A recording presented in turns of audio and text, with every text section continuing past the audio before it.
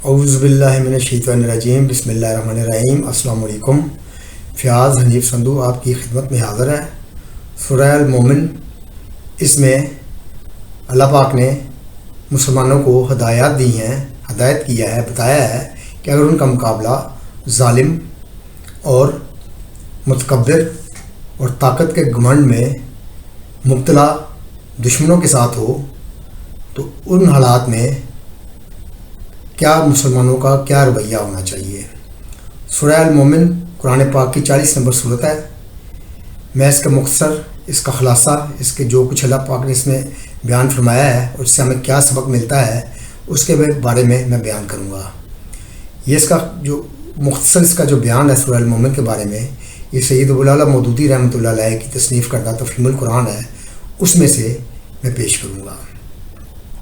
جب یہ صورت نازل ہوئی، اس زمانے میں کفار مکہ جو تھے، نبی پاک صلی اللہ علیہ وسلم، ان کے صحابہ مسلمانوں کے خلاف دو طرح کی کارروائیوں میں مبتلا تھے۔ ایک تو ان کے اوپر طرح طرح کے الزامات لگائے جا رہے تھے، کج بحثیاں کی جا رہی تھیں، ان کے طرح طرح کے لوگوں کے دلوں میں وسوسے ڈالے جا رہے تھے تاکہ ان کے بارے میں لوگوں کی غلط فہمیاں پیدا ہوں اور وہ ان کو صاف کرتے کرتے اتنے زچ ہو جائے کہ ان کو صاف کرنا ان کے لیے مشکل ہو۔ اور دوسرا جو تھا، اس کے ساتھ ساتھ اس قسم کے حالات پیدا کیے جا رہے تھے کہ نعوذ باللہ حضرت محمد صلی اللہ علیہ وسلم کو قتل کرنے کے جو ہیں وہ پروگرام بنائے جا رہے تھے۔ ایک مرتبہ تو عملاً انہوں نے اس کا اقدام بھی کر ڈالا۔ بخاری کی روایت ہے، حضرت عبداللہ بن عمرو بن عاص، ان کی روایت ہے بخاری شریف میں کہ ایک دفعہ حضرت محمد صلی اللہ علیہ وسلم حرم شریف میں نماز ادا کر رہے تھے کہ یک عقبہ بن ابی معیط، ایک کافر، آگے بڑھا اور اس نے آپ کے گلے میں کپڑا ڈال کر اس کو بل دینے شروع کر دیے۔ اسی اثناء میں حضرت ابو بکر صدیق پہنچ گئے، انہوں نے اس کو دھکا دے کر پرے کیا اور حضرت عبداللہ کا بیان ہے کہ جب آپ حضرت ابو بکر صدیق جو ہیں اس کے ساتھ کشمکش میں مبتلا تھے، اس کافر کے ساتھ، تو ساتھ ان کی زبان سے یہ الفاظ جاری تھے، تقتلون رجلا ان یقول ربی اللہ، کیا تم ایک شخص کو صرف اس قصور میں مارے ڈالتے ہو کہ وہ کہتا ہے کہ میرا رب اللہ ہے۔ اس سورہ کے شروع میں ہی ان دونوں پہلوؤں کا ذکر کر دیا گیا ہے اور صاف صاف ان کا بیان کر دیا گیا ہے۔ پھر آگے اس کی جو پوری تقریر ہے اس سورت کی، وہ جو ہے ایک انتہائی مؤثر اور سبق آمیز تبصرہ ہے ان حالات کے اوپر۔ حضور صلی اللہ علیہ وسلم کے قتل کی سازش کے بارے میں فرعون کے زمانے کا قصہ جو ہے وہ بیان کیا گیا ہے۔ اس میں اس صورت میں 3 قسم کے گروہ جو ہیں، ان کو 3 قسم کے مختلف سبق جو ہیں وہ دیے گئے ہیں۔ پہلے جو ہیں کفار مکہ تھے، ان کو بتایا گیا ہے کہ جو کچھ تم لوگ حضرت محمد صلی اللہ علیہ وسلم، نبی پاک صلی اللہ علیہ وسلم کے ساتھ کرنا چاہتے ہو، کچھ اپنی طاقت کے بھروسے پر، اسی طرح فرعون نے بھی حضرت موسیٰ علیہ السلام کے ساتھ کرنے کی کوشش کی تھی۔ اور اب کیا یہ جو حرکتیں کر کے کیا تم اسی انجام سے دوچار ہونا چاہتے ہو جیسا کہ فرعون اپنے انجام کو پہنچا تھا؟ دوسرا، اس کے بعد نبی پاک صلی اللہ علیہ وسلم اور ان کے جو صحابہ تھے، جو ان کے پیروکار تھے، ان کو سبق دیا گیا ہے۔ یہ بتایا گیا ہے کہ بظاہر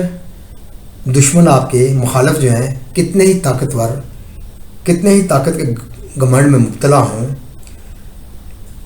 ان کے مقابلے میں تم خواہ کتنے ہی کمزور ہو، مگر تمہیں یقین رکھنا چاہیے کہ جس خدا کے دین کا بول بالا کرنے کے لیے تم اٹھے ہو، وہ اس کی طاقت ہر دوسری طاقت سے، ان تمام ظالموں کی طاقت سے اس کی طاقت زیادہ ہے۔ لہٰذا جو بڑی سے بڑی خوفناک دھمکی بھی وہ تمہیں دے سکتے ہیں، اس کے جواب میں بس خدا کی پناہ مانگ لو اور اس کے بعد بالکل بے خوف ہو کر اپنے کام میں لگ جاؤ۔ خدا پرست یعنی کہ اللہ کو ماننے والے کے پاس ظالم کی دھمکی کا بس ایک ہی جواب ہے کہ جو سورہ المومن کی آیت نمبر 27 میں بیان فرمایا ہے۔ وَقَالَ مُوسَىٰ إِنِّي عُذْتُ بِرَبِّي وَرَبِّكُم مِّن كُلِّ مُتَكَبِّرٍ لَّا يُؤْمِنُ بِيَوْمِ الْحِسَابِ۔ موسیٰ نے کہا میں نے ہر اس متکبر کے مقابلے میں، ہر اس ظالم کے مقابلے میں جو یوم الحساب پر ایمان نہیں رکھتا، اپنے رب اور تمہارے رب کی پناہ لے لی ہے۔ اس طرح اللہ کے بھروسے پر خطرات سے بے پرواہ ہو کر کام کرو گے تو اللہ کی مدد، اللہ کی نصرت لازمی آ کر رہے گی۔ اور آج کے فرعون بھی وہی کچھ دیکھ لیں گے، ان کا انجام بھی وہی کچھ ہوگا جو کل کے فرعون دیکھ چکے ہیں، جو کہ انجام ان کا ہو چکا ہے۔ وہ وقت آنے تک ظلم و ستم کے طوفان امٹ کر آئیں گے، انہیں صبر کے ساتھ میں برداشت کرنا ہوگا۔ تیسرا، ان دو گروہ جو کو بیان کیا، ایک کفار کا گروہ، ایک مسلمانوں کا گروہ، ان کے بعد ایک تیسرا گروہ بھی تھا، کہ ایک تیسرا گروہ بھی تھا اس معاشرے میں موجود تھا۔ وہ ان لوگوں کا گروہ تھا جو یہ جانتے تھے کہ نبی پاک صلی اللہ علیہ وسلم حق پر ہیں، اور کفار سراسر ان کے ساتھ زیادتی کر رہے ہیں، مگر یہ جان لینے کے باوجود بھی وہ خاموشی کے ساتھ حق و باطل کی اس کشمکش کا تماشا دیکھ رہے تھے۔ اللہ تعالیٰ نے اس موقع پر ان کے ضمیر کو جھنجھوڑا ہے اور نے بتایا کہ جب حق کے دشمن علانیہ تمہاری آنکھوں کے سامنے اتنا بڑا ظالمانہ اقدام کرنے پر تل گئے ہیں تو افسوس ہے کہ تم پر اگر اب بھی تم بیٹھے تماشا ہی دیکھتے رہو۔ اس حالت میں جس شخص کا ضمیر بالکل مر نہ چکا ہو، اسے اٹھ کر وہ فرض انجام دینا چاہیے جو فرعون کے زمانے میں ایک راست باز آدمی، ایک راست باز مسلمان جو تھا، جو کہ اس نے انجام دیا تھا۔ اس کے سامنے بھی وہ مصلحتیں اور وہ خوف اس کے راستے کی رکاوٹ تھے، جو کہ آج آپ لوگوں کے سامنے جو ہے وہ اس مصلحتیں اور خوف اور رکاوٹیں ہیں۔ قرآن پاک میں اس کے بارے میں فرمایا ہے کہ اس نے کہا افوض امری الی اللہ ان اللہ بصیر بالعباد، اور اپنا معاملہ میں اللہ کے سپرد کرتا ہوں، وہ اپنے بندوں کا نگہبان ہے۔ پھر اس کے بعد دیکھ لو کہ فرعون اس شخص کا کچھ بھی نہ بگاڑ سکا۔ اب رہا کفار کی وہ عداوت اور وہ دشمنی جو حق کو نیچا دکھانے کے لیے مکہ موضوع میں شب و روز جاری تھی۔ تو اس سے جواب میں ایک طرف دلائل سے توحید اور آخرت کے ان عقائد کا برحق ہونا ثابت کیا ہے، دلائل کے ساتھ قرآن پاک میں ان کو برحق ثابت کیا ہے، اور اس کے بعد صاف صاف بتا دیا ہے کہ اس مخالفت، اس نزاع جو ہے اس کی وجہ کیا تھی، اور حقیقت بالکل کھول کر بیان کر دی گئی ہے کہ یہ لوگ کسی علم اور کسی دلیل و حجت کے بغیر ان سچائیوں کے خلاف خام خواہ جھگڑ رہے ہیں۔ در حقیقت یہ ان کے لیے محض ایک اقتدار کی جنگ ہے۔ آیت 56 میں یہ بات کسی لاگ لپیٹ کے بغیر ان سے صاف کہہ دی گئی ہے کہ تمہارے انکار کی اصل وجہ یہ ہے کہ جو تمہارے دلوں میں بھرا ہوا ہے، تم سمجھتے ہو کہ اگر لوگ حضرت محمد صلی اللہ علیہ وسلم کی نبوت کو تسلیم کر لیں گے تو تمہاری بڑائی قائم نہ رہ سکے گی، اس وجہ سے تم ان کو نیچا دکھانے کے لیے ایڑی چوٹی کا زور لگا رہے ہو۔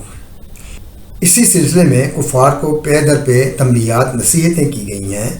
کہ اگر اللہ کی آیات کے مقابلے میں دشمنی اور عداوت سے باز نہ آؤ گے تو اسی انجام سے دوچار ہوگے جس سے پچھلی قومیں دوچار ہو چکی ہیں، اور اس سے بدتر انجام تمہارے لیے آخرت میں مقدر ہے۔ یعنی کہ دنیا کی ذلت تو ہے یہ، لیکن جو آخرت کا عذاب ہے وہ اس سے بھی کئی گنا زیادہ ہے۔ اس وقت تم پچھتاؤ گے، مگر اس وقت کا پچھتانا تمہارے لیے کچھ بھی نفع مند، فائدہ مند، سود مند نہ ہوگا۔ صدق اللہ العظیم۔